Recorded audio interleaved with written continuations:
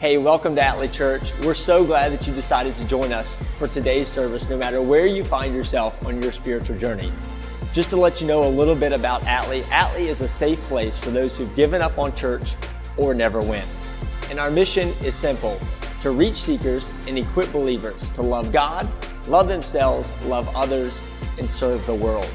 Now, if you want more information about who we are as a church or ways for you to get connected, make sure to check out our website at atleechurch.org, or you can also visit us on social media or download our app. And we hope today that you find the service helpful and also encouraging no matter where you are in life right now. So let's get started with today's service. So start with the question this morning. How many of you in here have a green thumb? Anybody here have a green thumb? A couple of you. Anybody even know what a green thumb is? Anybody not know what it is? Raise your hand. That's probably more people. So how many of you know somebody who has a green thumb? All right, yeah, so we all know somebody. So those kind of people drive me nuts. I mean, they seem to be able to take just anything, a little bit of water, a little bit of dirt, and some weed and stick it in, and next thing you know, they got a tree. My neighbor this year, the top of one of her tomato plants broke off, and she stuck it in a little jar of water in the window in her kitchen, and I kid you not, while it was in that jar, little cherry tomatoes grew on it. And I thought, only she could pull that off. Listen, I can't grow anything. In fact, this year, I had to do something that I have never done before. I had to pay somebody to help me grow grass in my yard. I have been throwing grass seed down, and I'd throw it down and throw it down, and just nothing seemed to happen. Or I'd throw it down, and maybe in a day or two, something would sprout up, and I'd get all excited and go, finally, that dirt's going to go away. I'm going to have some grass. And I'd get up the next morning, and I swear somebody came in and picked every piece of that grass out of that, and it was right back to dirt. So this year, I hired somebody to come in and help me do that. And so what I learned was there was a lot of things that I didn't really appreciate, and a lot of things that I didn't understand about what it took to really make grass grow, especially in those hard places. And when it comes to this idea of not understanding things, I'm reminded of a story that Jesus told. In fact, Matthew records this story for us. So if you have your Bible, I'm going to invite you to go ahead and turn there. Matthew chapter 13 in the New Testament. It's the first book of the New Testament. As you go there, we're going to look at a story this morning that Jesus told that's related to planting and sowing and this understanding or the lack thereof. And so as you turn there, Jesus was known for telling stories, and these stories were called parables. And so a parable is basically a story about something that's really not about what you're talking about, but it's really about something else. Does that make sense at all? Okay, so Jesus was the master at telling these kind of stories. He would talk about something that everybody could relate to and understand to a certain degree, but everybody knew as they listened to it that there was something else going on there. And so I want to look at one of those kind of stories with you this morning. Again, Matthew chapter 13. I'm going to start in verse 3. And it says this: Then he told them many things in parables. Again, he was the master at doing this, and we'll see why here in a second. He says, so he starts the story and he says this: a farmer went out to sow his seed. And as he was scattering the seed, some fell among the path, and the birds came and they ate it up. Some fell among rocky places. Everybody say rocky places. Some fell on rocky places where it did not have much soil. It sprang up quickly because the soil was shallow, but when the sun came out, the plants were scorched and they withered because they had no root. Other seed, he said, fell among the weeds. Everybody say weeds. Some seed fell among the weeds, which grew up and choked the seeds or the plants. Still others, he said, fell on the good soil. Everybody say good soil. Still others fell on the good soil where it produced a crop, 100, 60, or 30 times what was sown. Now, I'm going to let you in a little secret here about grass seed, something that I just never thought about, but it makes all the sense in the world. Do you realize that when you sow grass seed, and this is true of pretty much any kind of seed, that one little seed produces more than one blade of grass? Did anybody know that outside of me? Okay, you guys are really smart, all right? So I just never thought about it. And so when he's talking about this, that's kind of the picture. You know, you throw this seed in the ground, and it was amazing after this guy did all this work in my yard, because I would notice that these little clumps of grass would come up, and it was like, wow, that's one seed did all of that. So it was just amazing to learn some of that and figure that out. So Jesus tells this story, and then he finishes the story by saying this.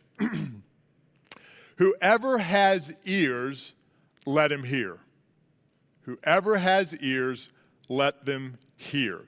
Now, if this was a story about how to get the best return for your effort from sowing seeds in the ground, all of us would take note and say, well, it matters where I sow my seed.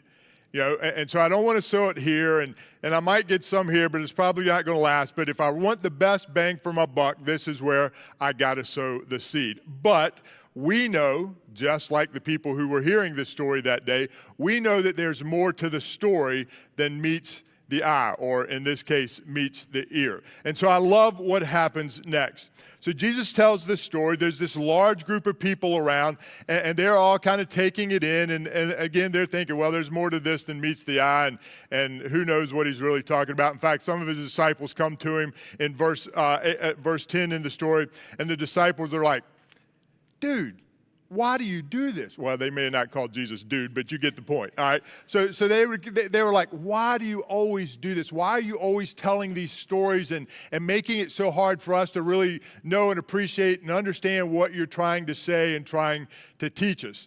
And then what Jesus says next is probably more of a parable than the parable of the sower that he just told. Because here's what he says. He says, because the knowledge of the secrets of the kingdom of heaven have been given to you, but not to them.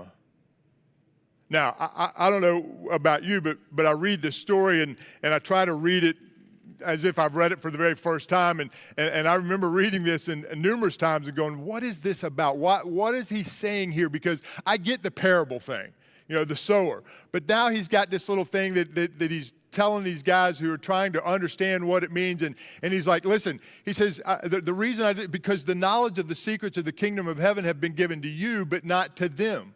And so I'm like, well, who's the you and who's the them? Because whoever the you is gets it, and whoever them is don't get it. And so it's almost, when I read this and without fully appreciating the whole context, it's like, okay, well, you get it, but I'm not going to let you understand.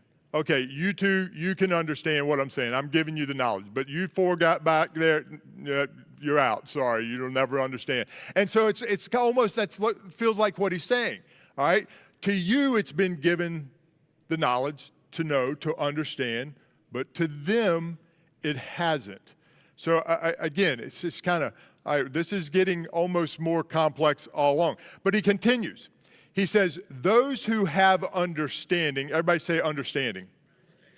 Those who have understanding will be giving more, and they will have all that they need.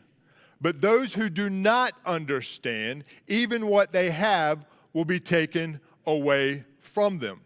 And so as I began to look at this text and dive a little bit deeper into it, this word understanding, I noticed it started coming up numerous times, and Jesus kept using it. And so I thought, well, that's probably an important word. And on the service, we could take it, okay, well, you know, to understand it means I get it. But it means a little bit more than that. It's this idea of somebody hearing something or trying to figure something out, and they take the time to dig a little bit deeper. They start putting all the pieces together. They start trying to connect the dots, you know, link all these different thoughts together. And after a while, it starts coming together to them, and they're like, oh, I get this.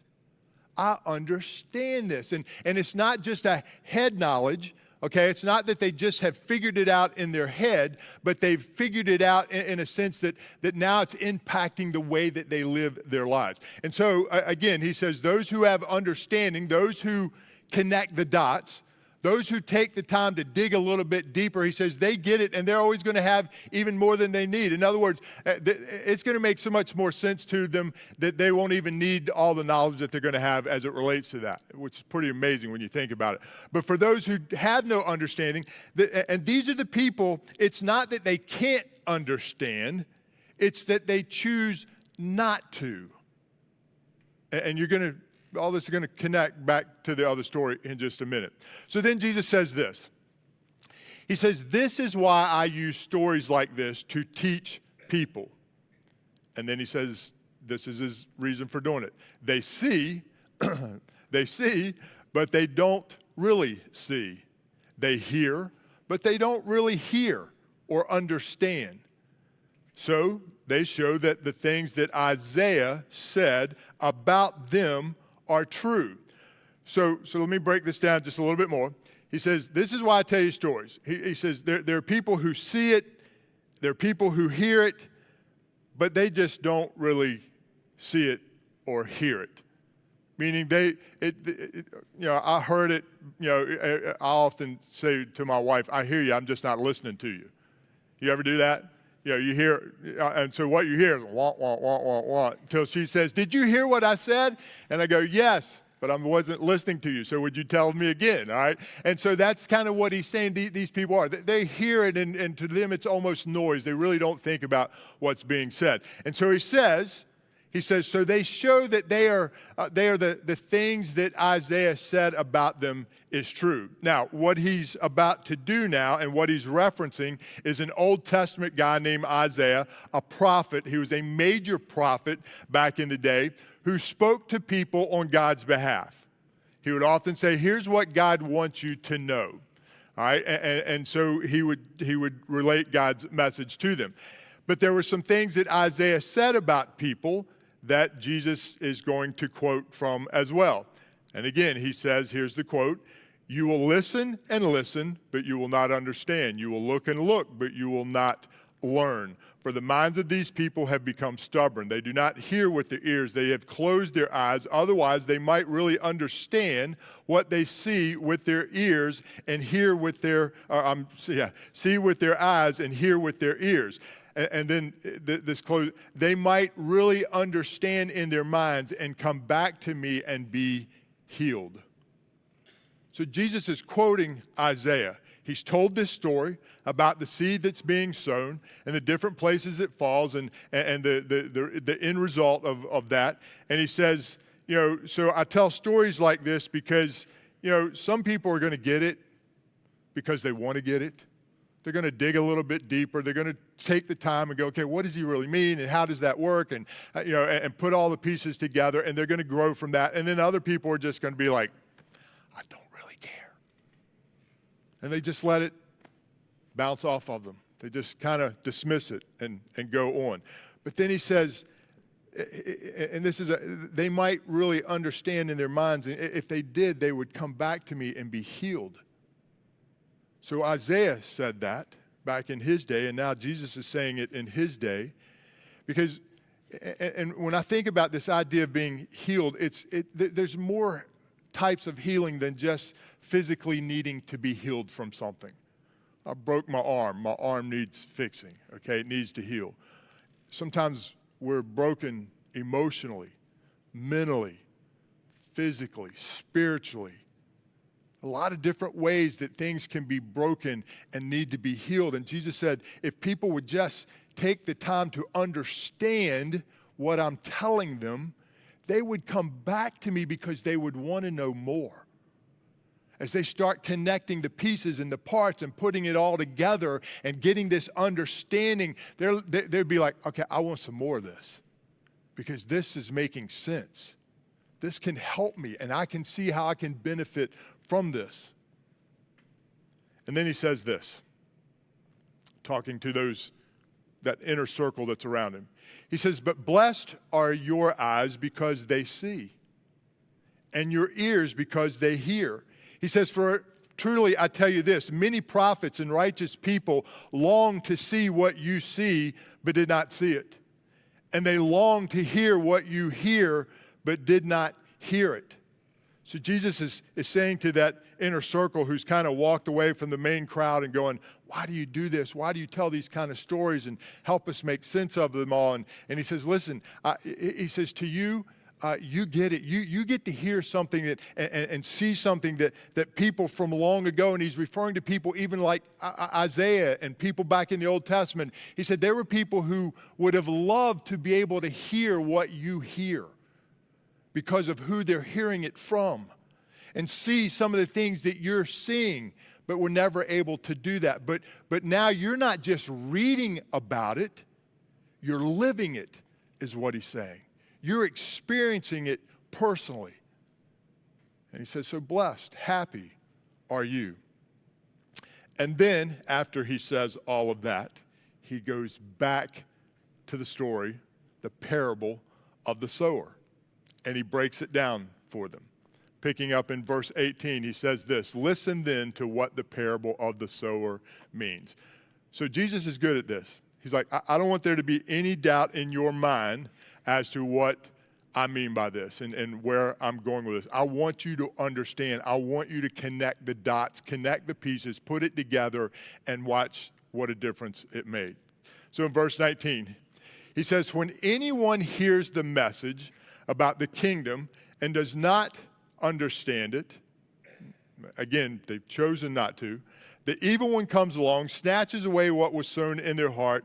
This is the seed sown along the path. We understand what a path is. We know what the soil's like. Anybody have a path through their yard that no matter what you do, you just can't get anything to grow there because the soil is compacted. It's hard. All right? And so he says, those who, where the seed falls along the ground, the evil one just comes along because they're choosing not to understand it. They're not even giving it a second thought. Verse 20, he goes on, the seed falling on rocky ground refers to someone who hears the word and at once receives it with joy. Man, I really like that message today. That was awesome. He goes on, he says, but since they have no root, they last only a short time. When trouble or persecution comes because of the word, they quickly fall away. Verse 22, the seed falling among the thorns or the weeds refers to someone who hears the word, but the worries of this life, the deceitfulness of wealth, choke the word and make it unfruitful. They're listening and there's some growth taking place there, but then life happens and life kind of chokes out what really God's wanting to do in that person's life. Verse 23, but the seed falling on good soil refers to someone who hears the word and what? Understands it. There's that word again. They don't just hear it. They take the time to understand what is being said. They take the time to meditate on it and think about it and think about the implications and how all these pieces work together, and not just how they work together, but the difference that it can make once they put all of those pieces into practice. So today we officially end our Here For series. If you've not been a part of this series, maybe you're joining us today for the first time live in person in one of these or watching online from somewhere else, I want to encourage you to do two things. First and foremost, I would say I would pick up a copy of this book and read it, The Purpose-Driven Life by Rick Warren. This has been the basis for our study over the last several weeks. Our small groups have been through it. Along with that, or if you're not a big reader, then at least go back and look at the messages. You can get there from our website, from our app, and we've learned some incredible stuff. But here again, today we officially end this series, and next week we're going to move on to something else. But the more we do this, meaning we finish one series and jump right into another one, the more aware I become of something. And I say aware, but I think sometimes the longer I do this and the more we transition, I get more and more concerned about something. And that something is that we might misunderstand what God was trying to do and tell us from the series that we were just in. Now, when I say misunderstand, I don't mean like we misinterpret something.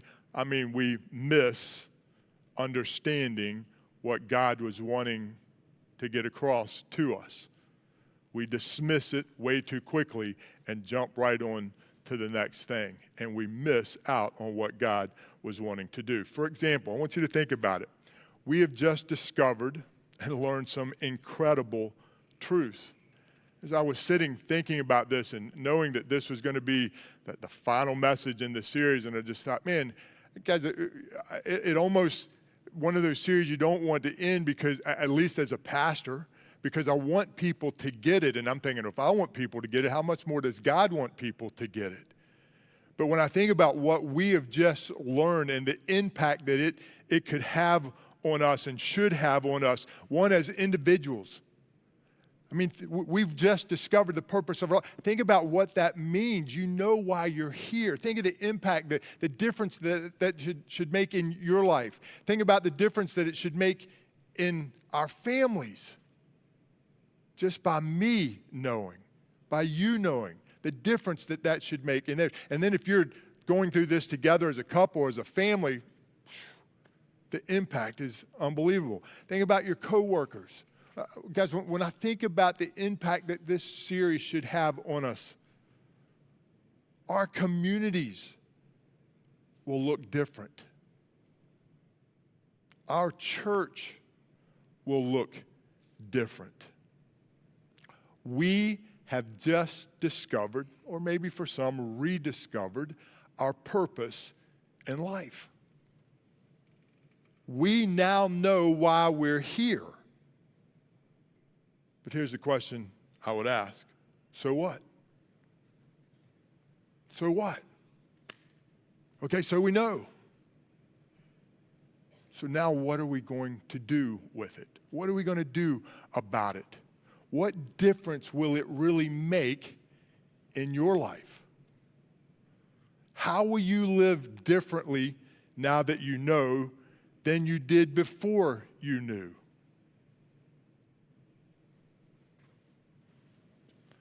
So this is what's been on my heart and mind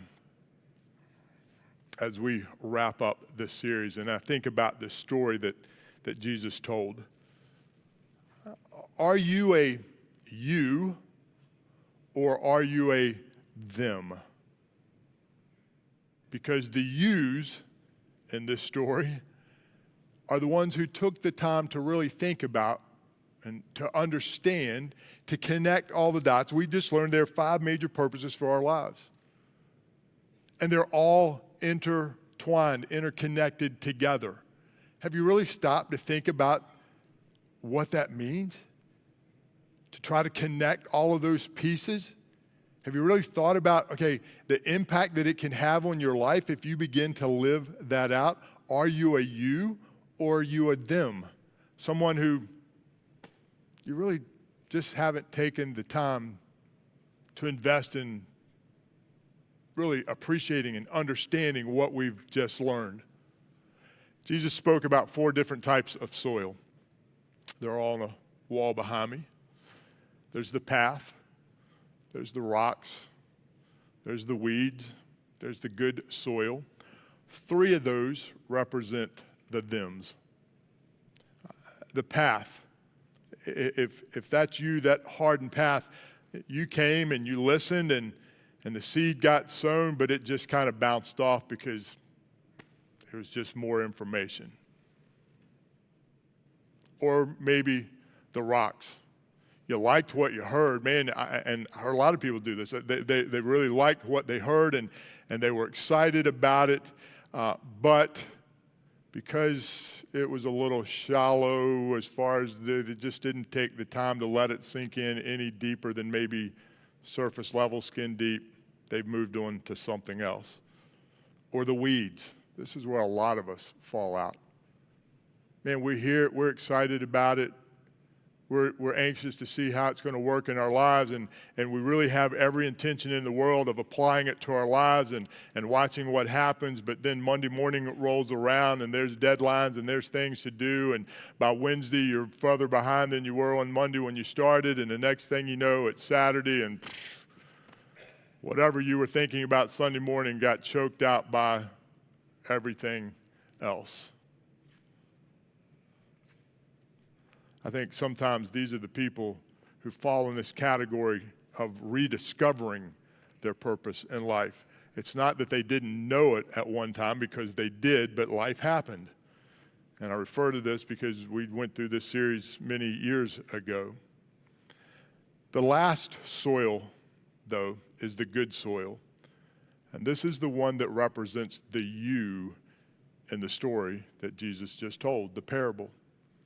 They're the people who take the time to dig a little bit deeper, to not just go, okay, read this book, what's the next one?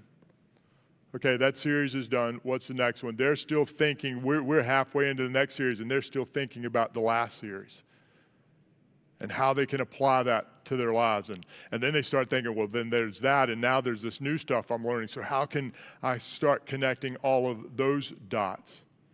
And those are the people that really experience God at work in and through their lives. So again, the question is this: which patch of ground best represents you after learning about your purposes? Now that you know what you're here for, what are you going to do about it?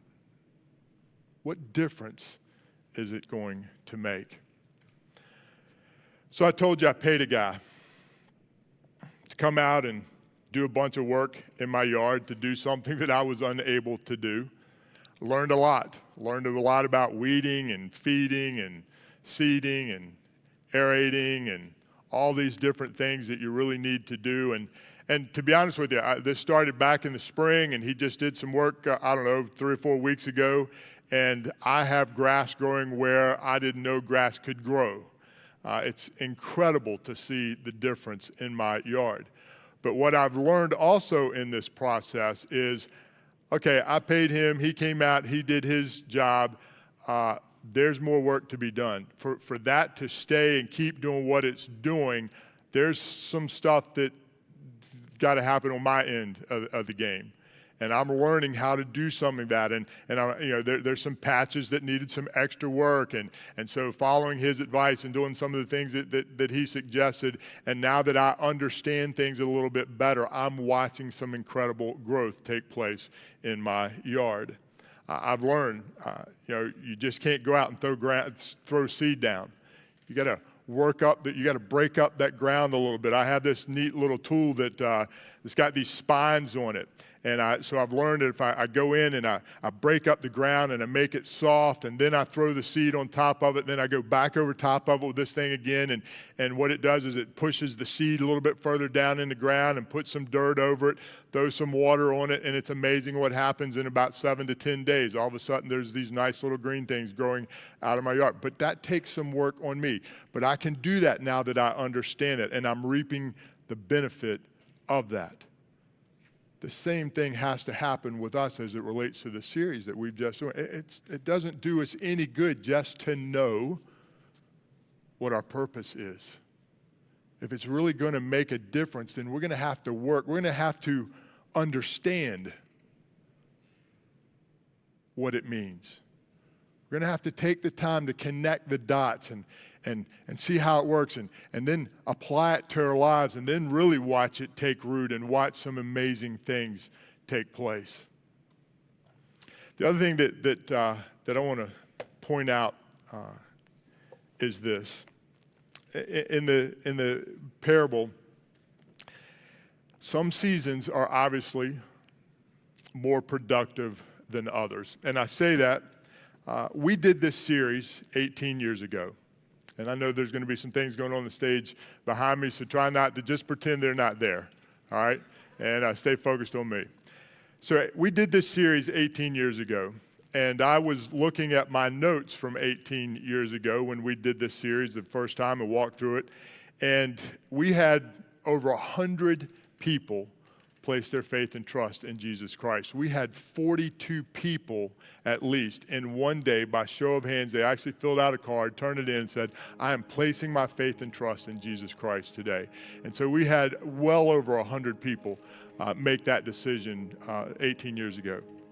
Well, comparing that to this year and the series and the season that we've been in, we had about 30 people place their faith and trust in Jesus Christ.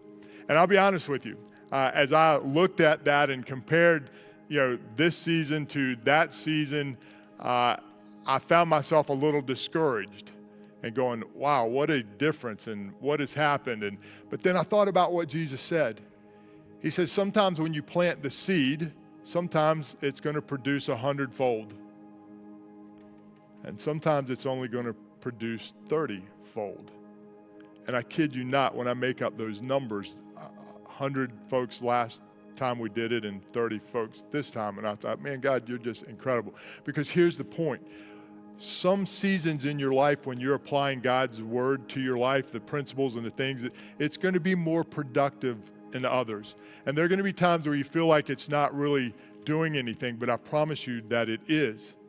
Here's the promise that God makes about this as we take and apply this stuff. At times, it's going to be more productive than others. But what Jesus promises is that God's word will always produce a result in our lives if we're willing to take the time to understand it and apply it to our lives. That's the promise that he makes to us. We don't have to fully understand it all, but just take what we've got, dig a little bit deeper in it, ask God to help you understand it a little bit more, and watch what happens. In between Jesus telling this story and then explaining this story, he went old school on them. He went back to the Old Testament, and he brought in Isaiah and something that Isaiah said. And in that passage in Isaiah chapter 6 is actually where it's found. One day, Isaiah is sitting before God. Maybe he's trying to understand and put the pieces together, things that God's kind of revealing to him and telling him and wants him to go do something with it. And he's figuring out, and as he's sitting and he's listening and he's paying attention and maybe meditating, he hears God speak, whether it was an audible voice, where it was just a prompt in his heart. I don't really know, but the point is, he heard God speak to him. And he heard God say this, Isaiah chapter 6, verse 8. He says, "Then I heard the voice of the Lord saying, whom shall I send, and who will go for us?" So God was looking around, and he saw all the broken things that existed in the world. He saw all the lessons that needed to be taught, all the people who needed help mentally, physically, emotionally, spiritually. And he said, who's going to go for us? Who's going to live out their purpose for me? My purpose for them in this world. Without thinking about it, Isaiah was like, that's me. I'll do this. So this morning, for the next couple of moments, I want you to think. I just want you to sit quietly. I want you to listen to the lyrics to the song that we're about to listen to. I want you to listen for the voice of God to speak in your life. Because I think the same question that he asked Isaiah way back then, he's asking of each of us today. So as you think about the story, the parable of the sower, think about which one of those soils best represents your heart today as you listen to the voice of God. Well, thanks so much again for stopping by. If you have any questions or would like to get connected here at Atlee Church, we would love to help or serve you any way that we can. And if God is doing something awesome in your life, we'd love to hear about it. You can email us directly at stories@atleechurch.org. And if you would like to support the ministries here at Atlee financially, you can go to our website and click the top tab, Give, and that helps us continue to get these messages out there and make a difference in the lives of so many. Well, thanks for tuning in, and we hope to see you again next week.